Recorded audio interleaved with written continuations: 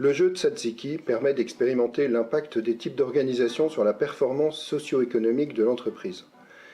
Il se présente sous la forme d'un jeu interactif de 2h30 et est organisé par l'Association régionale pour l'amélioration des conditions de travail de la Nouvelle-Aquitaine, la Caisse d'assurance retraite santé au travail du Centre-Ouest, en partenariat avec l'Association creusoise Interentreprises pour la santé au travail.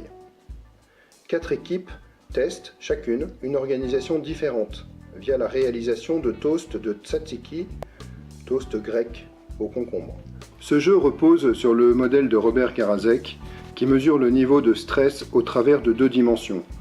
La première, l'exigence au travail, correspond aux objectifs à atteindre, en productivité, qualité, aux procédures à suivre, à la charge de travail.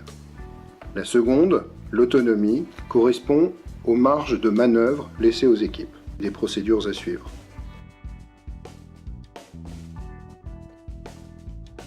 Les chefs d'équipe, identifiables par leur couvre-chef, sont vus séparément de leur équipe par les animateurs. Ils ont 5 minutes pour prendre connaissance de leur rôle et des procédures à suivre.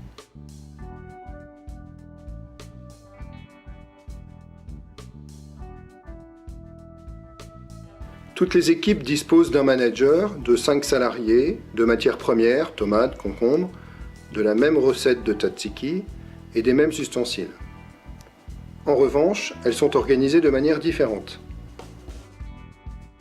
La répartition des tâches varie d'une équipe à l'autre. Certaines équipes peuvent s'organiser comme elles le souhaitent, d'autres non. Certaines équipes ont des méthodes de production très strictes, d'autres très souples.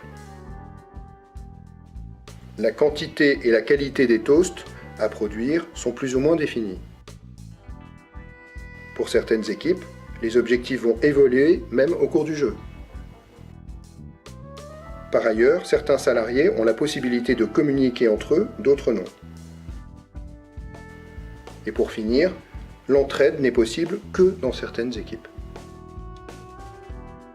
Les équipes doivent donc s'organiser en fonction des consignes, des procédures et du matériel mis à leur disposition pour produire au mieux des toasts de tzatziki. Au bout de 25 minutes de jeu, le jury passe auprès de chaque équipe et contrôle la qualité et la quantité de toasts produits. Comme le présageait le modèle de Robert Karasek, l'équipe orange arrive en dernière position en ayant expérimenté l'organisation tendue. Tous les ingrédients y sont.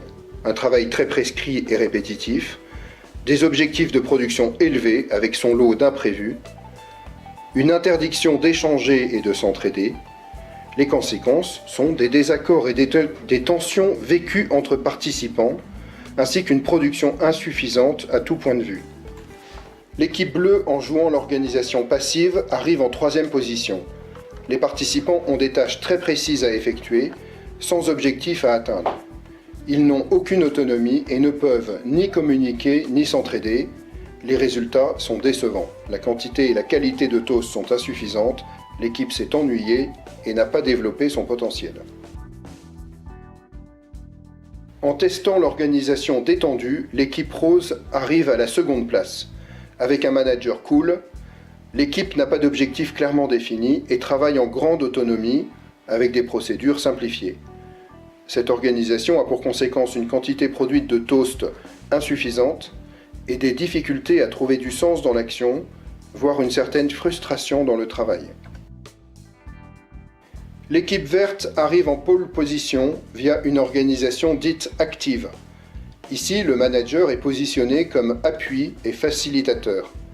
L'équipe sait d'ailleurs partager le travail en toute autonomie, en tenant compte d'objectifs clairement définis.